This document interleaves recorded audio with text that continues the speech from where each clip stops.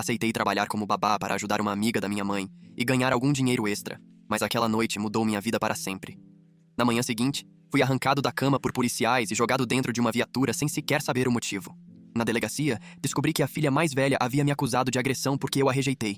Tentei provar minha inocência, mas ninguém acreditou em mim e fiquei preso enquanto a mentira dela destruía minha vida. Oi, Reddit! Nunca pensei que desabafaria aqui, mas depois de tudo o que aconteceu, preciso tirar isso do peito. Um simples trabalho de babá se transformou nos piores 7 meses da minha vida, e de alguma forma, ainda estou de pé. Quero que as pessoas entendam como mentiras podem destruir alguém rapidamente, e como é difícil reconstruir tudo quando a verdade finalmente encontra um jeito de voltar à tona. Eu tinha 18 anos quando tudo começou.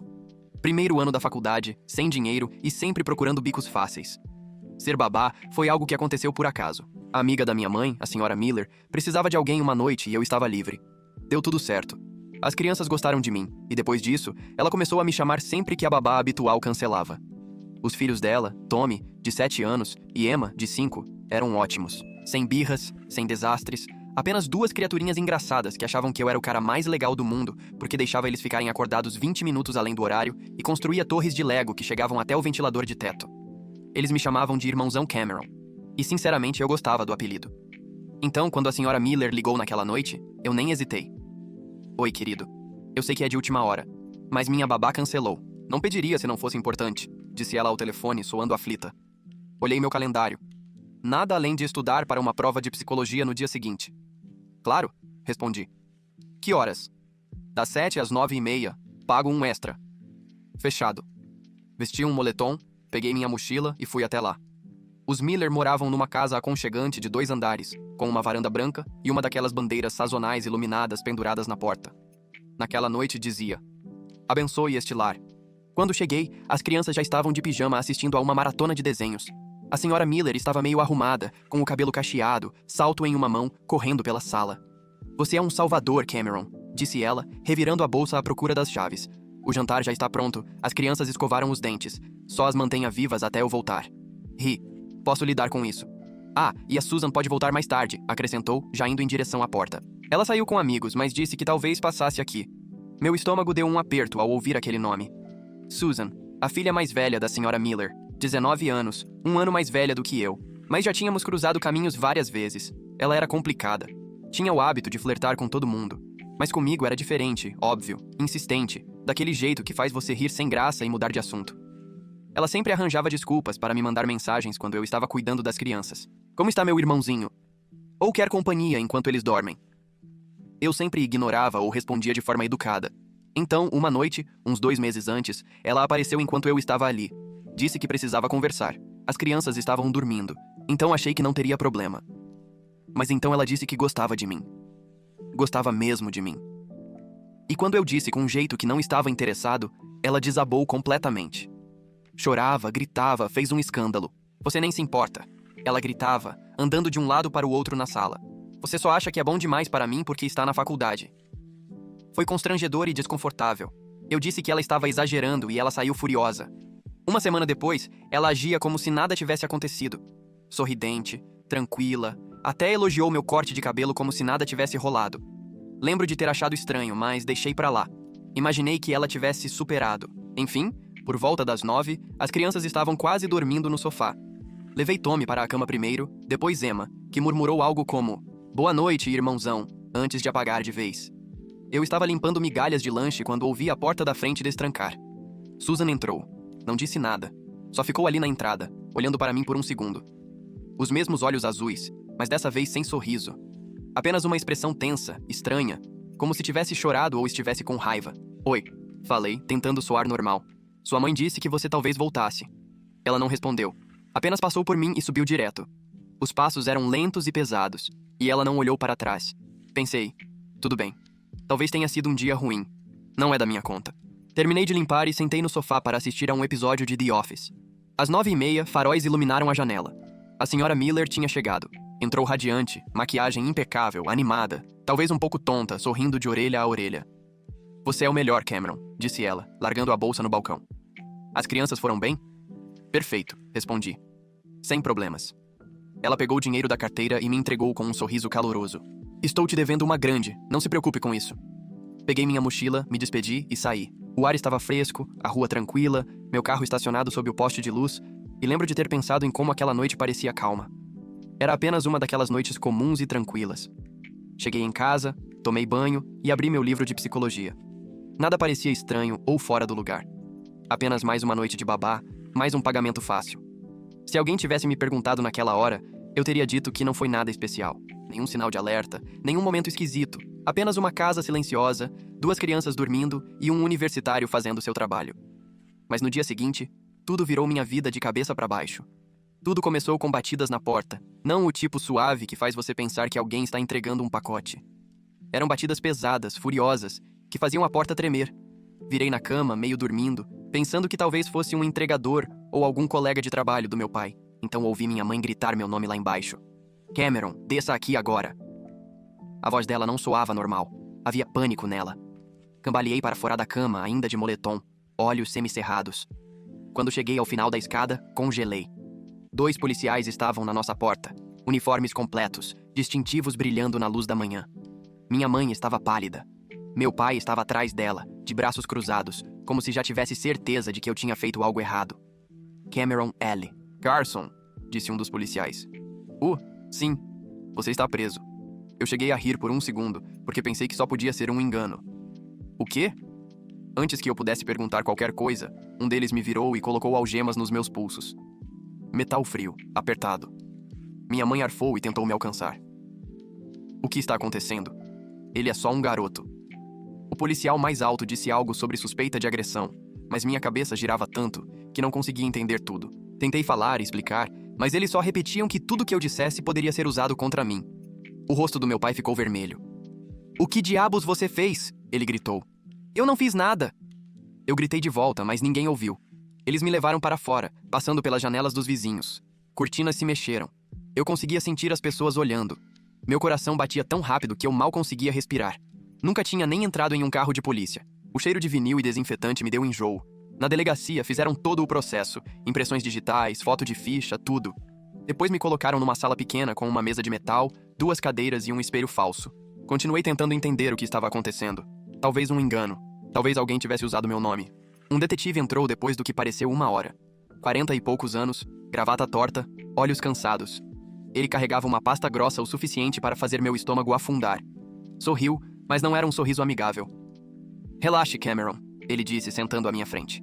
Só queremos ouvir seu lado. Assenti, ainda tremendo. Certo. Sobre o quê? Ele abriu a pasta e olhou diretamente para mim. Sobre o que aconteceu ontem à noite na casa da senhora Miller. Meu peito apertou. O que aconteceu ontem à noite? Ele se recostou na cadeira, fingindo ser casual. Você estava de babá. As crianças foram dormir. Susan chegou por volta das 8. Isso te diz algo? Eu não olhei o horário, respondi devagar. Mas ela chegou não muito antes da senhora Miller. Ela me olhou de um jeito estranho e subiu direto. Só isso. Ele anotou algo no caderno. Só isso. Sim, eu nem falei com ela. Ele suspirou como se já tivesse ouvido aquela frase centenas de vezes. Susan diz o contrário. Ela diz que, quando chegou, você a encurralou na cozinha, deixou-a desconfortável, que disse coisas que a assustaram.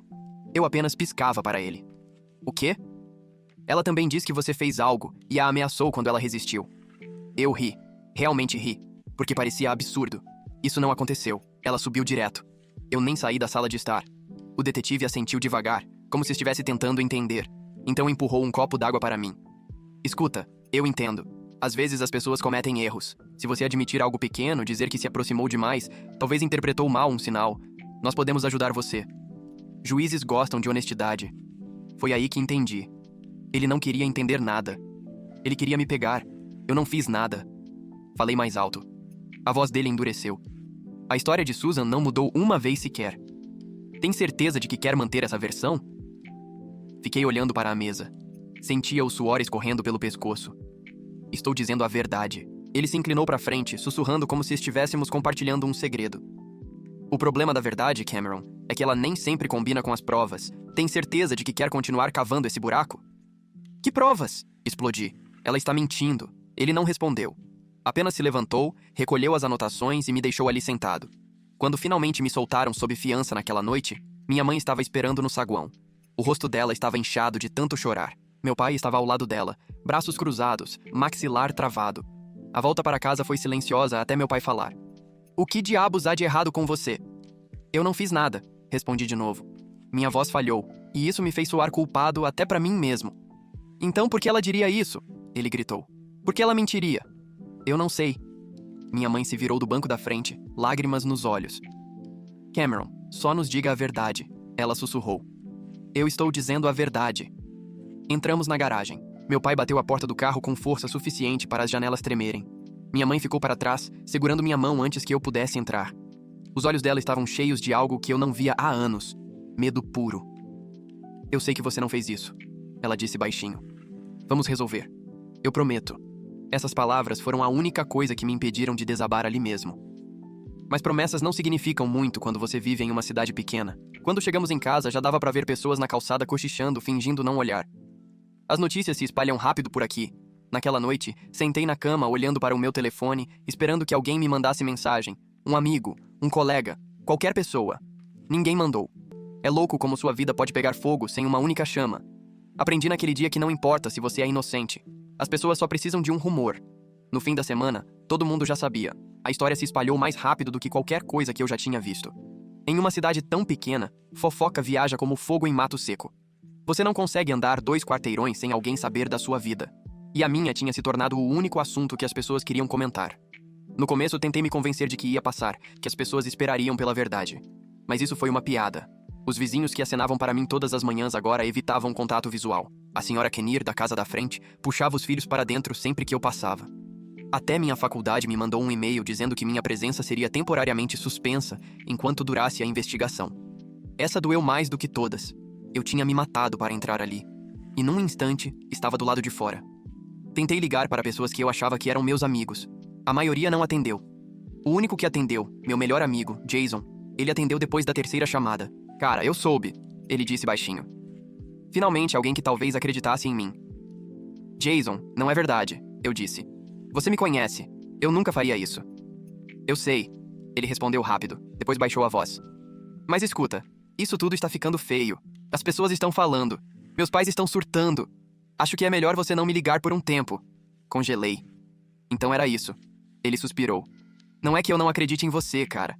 É só que eu tenho que pensar na minha reputação. Você sabe como as pessoas são. Essa frase foi como levar um soco. Eu entendo, eu disse baixinho, mesmo sem entender. Se cuida. Ele desligou e acabou. Anos de amizade, destruídos em uma ligação de 2 minutos. Depois disso, parei de procurar as pessoas. Não havia mais ninguém para ligar de qualquer forma. A tensão em casa piorava a cada dia. Meu pai quase não falava comigo, exceto para gritar ordens ou tentar me pressionar a admitir algo que eu não fiz. Começou a beber mais, andando pela sala como se fosse abrir um buraco no chão. Uma noite, ele explodiu. Entrou no meu quarto enquanto eu estava sentado na cama, rolando mensagens antigas, tentando me distrair. O rosto dele estava vermelho, a mandíbula travada. Acabei de falar com o Mark, do trabalho, ele disse. Ele me contou que está todo mundo falando de você, falando da gente. Você envergonhou toda a família. Me levantei tentando manter a calma. Pai, eu não fiz nada. Então por que ela mentiria? Ele gritou, batendo a mão na porta. O que ela ganha com isso? Eu não sei. Talvez ela esteja brava ou... Ele me cortou. Você sempre tem uma desculpa. Chega. Você não vai mais ficar aqui. Arrume suas coisas. Olhei para ele, esperando minha mãe dizer alguma coisa. Ela estava atrás dele, com as mãos tremendo. Pai, por favor, eu disse. Para onde eu vou? Para qualquer lugar que não seja aqui. Ele virou e saiu. Minha mãe deu um passo à frente, lágrimas escorrendo. Ele está com raiva, Cameron. Ele só está assustado. Assustado com o quê? Com o que as pessoas vão pensar, que o filho dele é um monstro. Ela não respondeu. Só me abraçou. Venha comigo, ela sussurrou. Saímos para o carro dela em silêncio. Ela dirigiu sem dizer uma palavra, seguindo por ruas que eu não reconhecia até chegarmos à beira da cidade. Ali, escondida atrás de uma fileira de pinheiros antigos, havia uma casinha térrea. A pintura estava desgastada e uma das venezianas pendia torta. Era da minha mãe, ela disse baixinho, entregando-me uma chave. Ninguém mora aqui desde que ela morreu. Não é muito, mas é seu por enquanto. Fique aqui até as coisas acalmarem. Eu nem sabia o que dizer. Queria argumentar, dizer que não podia aceitar, mas o olhar dela deixava claro que não era uma escolha. Ela me ajudou a carregar algumas bolsas para dentro. Quando ela foi embora, eu me sentei no velho sofá e ouvi a casa estalar com o vento. Parecia estranhamente tranquilo, solitário, mas tranquilo. A primeira noite ali foi difícil. Cada som me fazia pular. Mal dormi, repetindo tudo na minha cabeça. A prisão, as perguntas, o olhar vazio da Susan naquela noite. Tudo rodava como um pesadelo, do qual eu não conseguia acordar.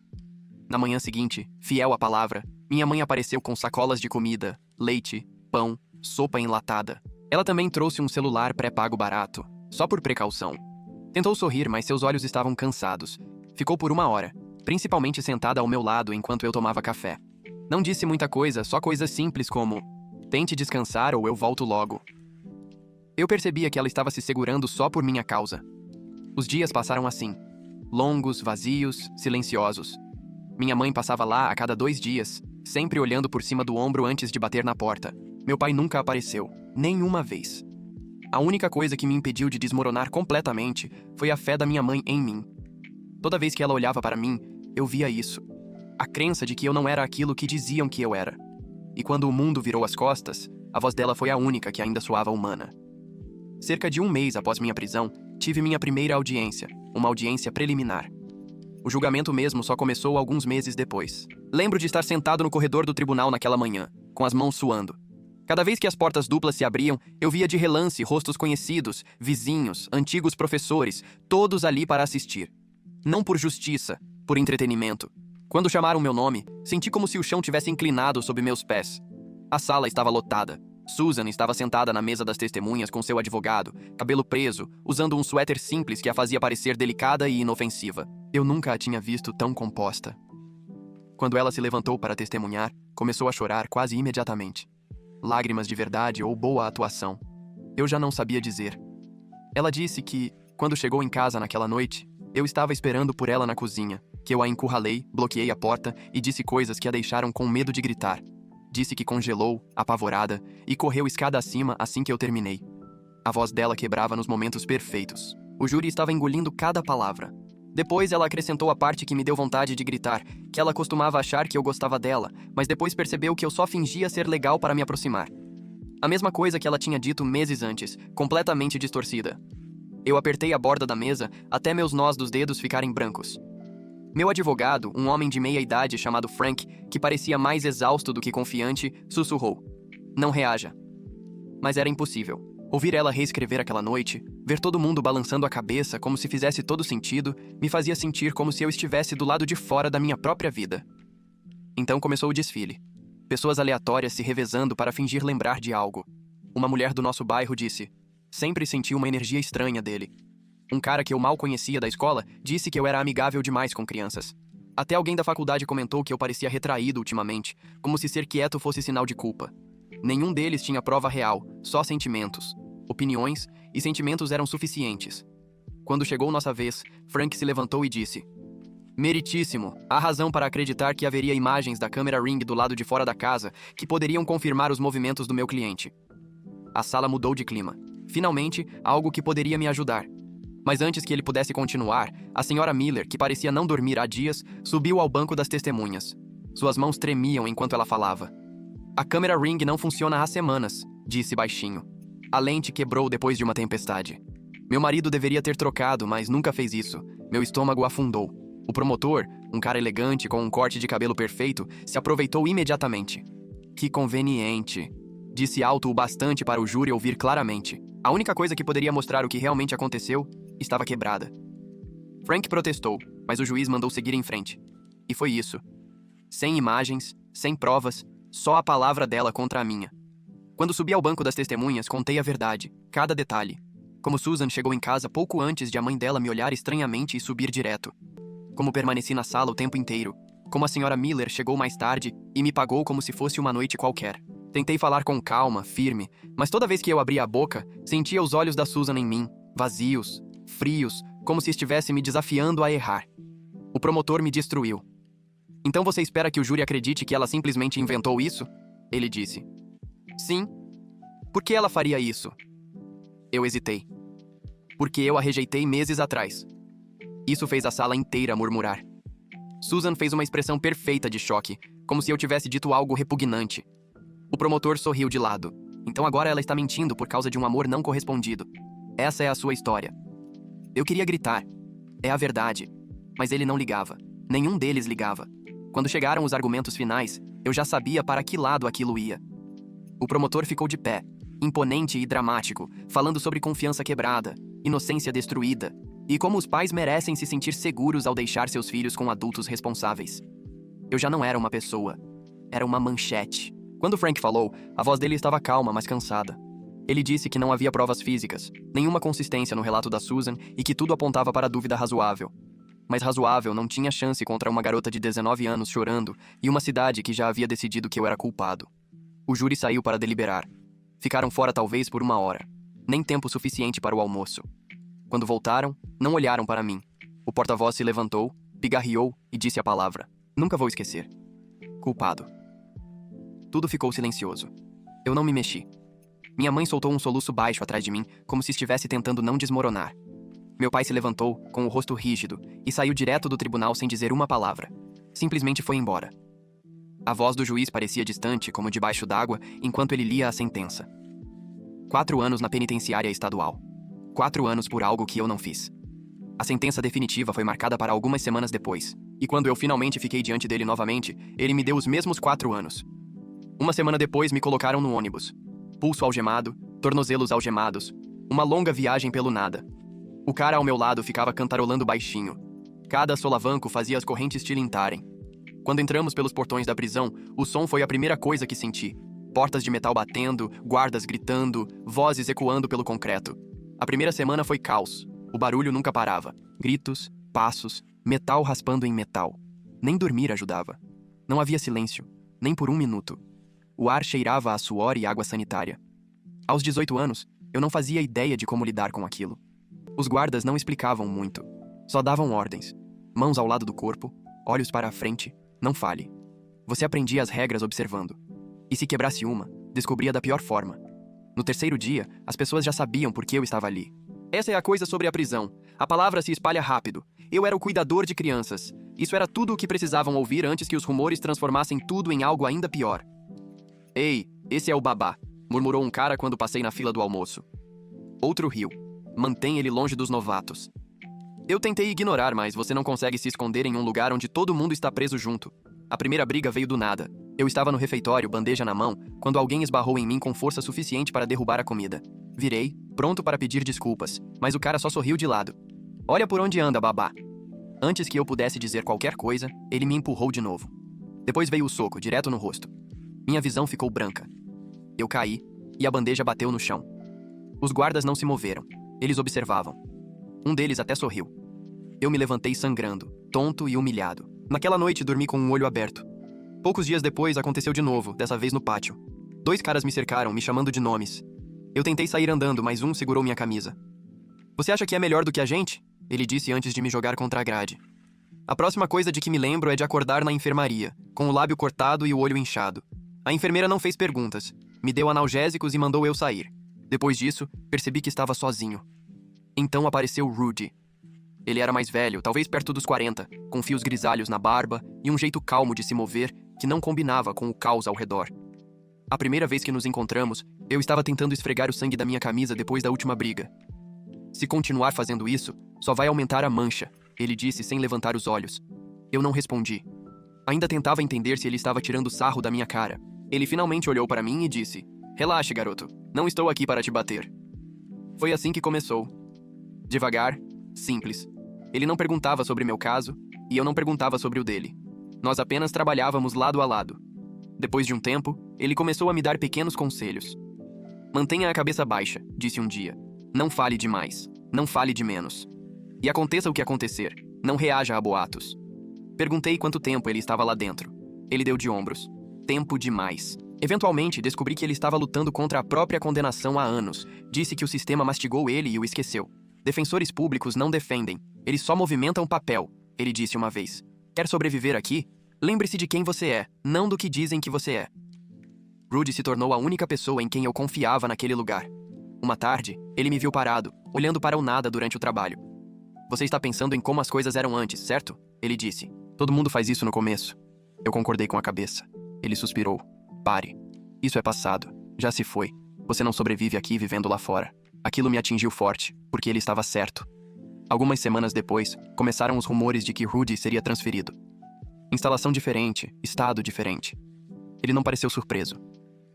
Eles te movem quando você começa a ficar confortável demais, ele disse.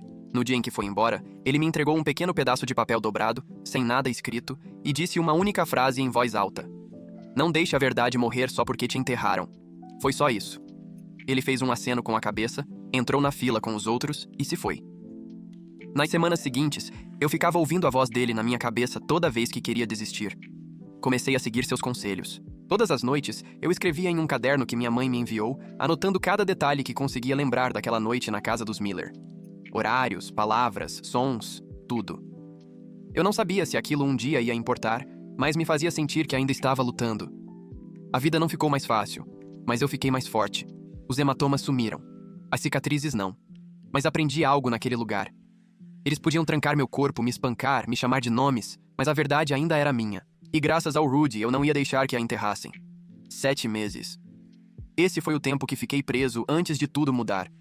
7 meses de paredes de concreto, portas de aço e noites olhando para o teto, me perguntando se a verdade algum dia voltaria a importar. Então, numa tarde, um guarda apareceu na minha cela. Carson, visita, ele disse. Achei que fosse minha mãe de novo. Ela vinha me ver a cada 2 semanas, certinho. Mas quando entrei na pequena sala de visitas, lá estava ela sentada ao lado de um homem que eu nunca tinha visto antes. Ele tinha uma aparência impecável. Terno alinhado, pastas empilhadas ordenadamente diante dele e uma expressão calma, mas determinada. Cameron, minha mãe disse, levantando-se para me abraçar. Este é Eric Wallace. Ele é seu novo advogado. Eric se levantou, apertando minha mão. Tenho revisado seu caso, ele disse. E sendo direto, está uma bagunça. Você foi prejudicado pelo seu último advogado, pela polícia, pelo sistema. Não pretendo deixar isso continuar. Eu me sentei, ainda atordoado. Por que agora? Por que alguém se importaria? Ele lançou um olhar para minha mãe. Porque ela não parou de lutar. Ela me ligou 3 vezes por semana até eu dizer sim. Minha mãe sorriu fracamente, com os olhos brilhando. Eric abriu uma pasta. Estou refazendo a investigação do zero. Tudo. E acho que temos algo. Ele me contou sobre um vizinho, um homem chamado Sr. Long, que morava atrás da casa dos Miller. Ele estava no exterior havia meses quando o julgamento aconteceu. O Sr. Long usava uma câmera com armazenamento em nuvem por assinatura, que guardava meses de gravações automaticamente, então nada tinha sido apagado enquanto ele estava fora. Aparentemente, antes de viajar, ele instalou uma nova câmera de segurança voltada para a entrada da garagem. O que ninguém percebeu é que a borda das imagens capturava a varanda da frente dos Miller e parte da calçada. Meu coração disparou.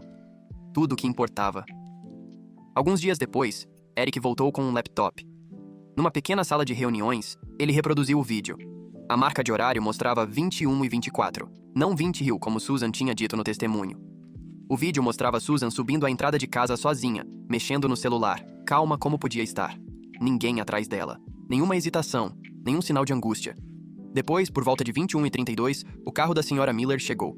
Alguns minutos depois, eu aparecia saindo da casa, mochila no ombro, caminhando normalmente até meu carro. Sem gritos, sem correria, sem nada estranho. Eric apertou pause. Toda a história dela de que você a encurralou às 8 horas e ela correu escada acima aterrorizada é impossível. Ela nem estava em casa ainda. Minha mãe levou as mãos à boca. Eu sabia. Ela sussurrou, mas Eric não tinha terminado. Também conseguimos os registros de conexão da internet. O sistema da casa inteligente dos Miller sincronizava automaticamente os dados do roteador com a conta Google deles, e isso mostra o celular dela conectando às 21h25 e o seu desconectando às 21h35. Isso combina perfeitamente com o vídeo. Enquanto eu encarava a imagem congelada na tela, a prova pela qual implorei por meses, Eric me olhou seriamente. Vamos entrar com uma moção para anular a condenação, mas desta vez, não vou deixar que distorçam nada. 2 semanas depois, eu estava de volta ao tribunal.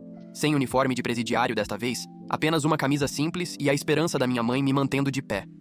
Susan estava do outro lado da sala com seu advogado, pálida. A Sra. Miller também estava lá, evitando olhar para mim. Eric apresentou tudo. O vídeo, os registros, as inconsistências no depoimento de Susan.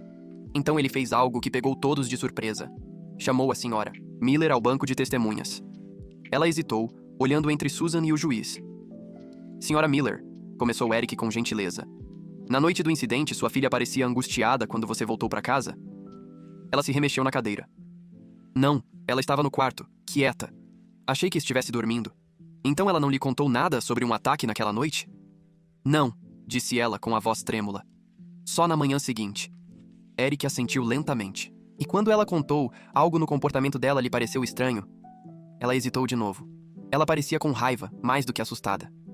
Eric fez uma pausa e então virou-se para o juiz. Então, para deixar claro, a suposta vítima não mostrou nenhum sinal de sofrimento, não fez nenhum relato imediato e apresentou uma linha do tempo que contradiz diretamente as provas físicas.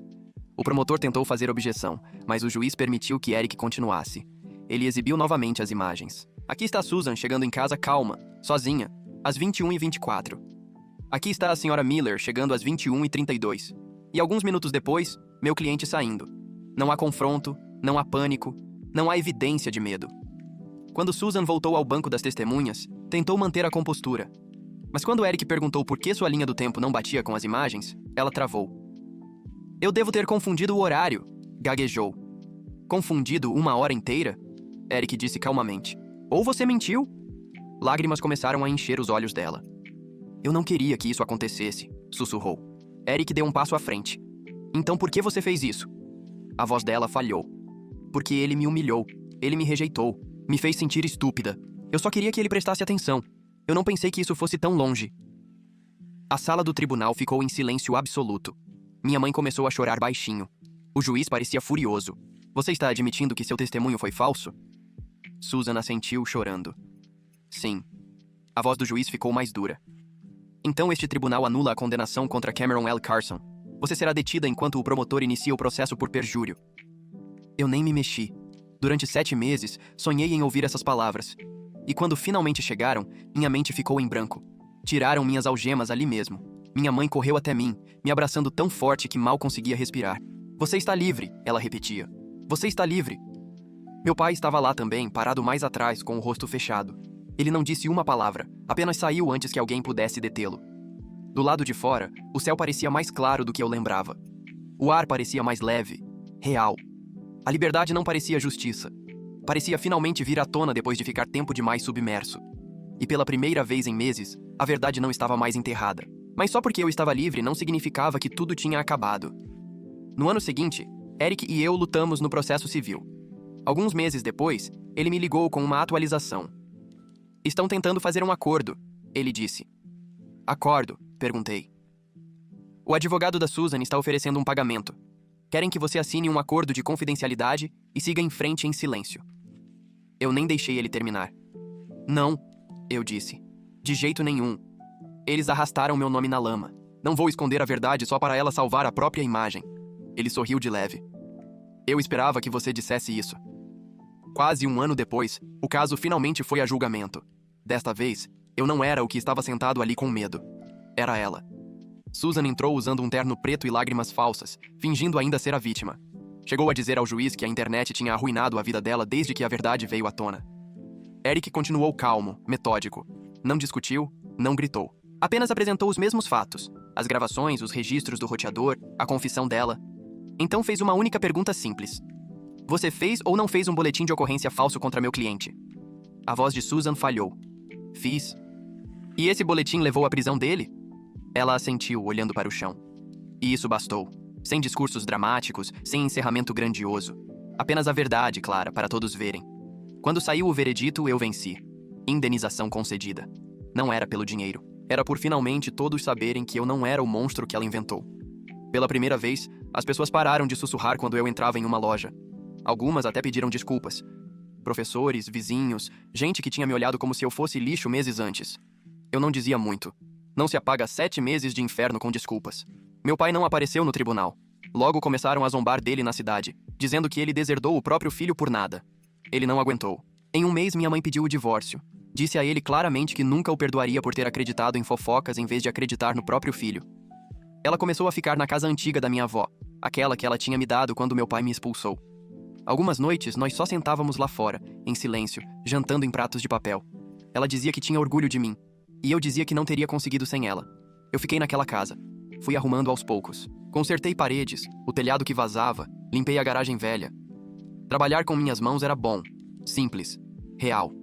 Comecei a comprar carros velhos, restaurar e vender alguns. Alguns dias eu trabalhava do nascer ao pôr do sol, coberto de graxa e suor. E isso me fazia melhor do que qualquer coisa que eu já tinha feito antes. Às vezes eu me pegava pensando em Rudy, o velho detento que me ensinou a sobreviver. As palavras dele ecoavam sempre que eu me sentia perdido.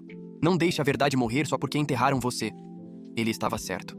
Aqueles 7 meses se foram para sempre, roubados por uma mentira. Mas agora essa mentira estava morta, enterrada de verdade, e a verdade finalmente sobreviveu a ela.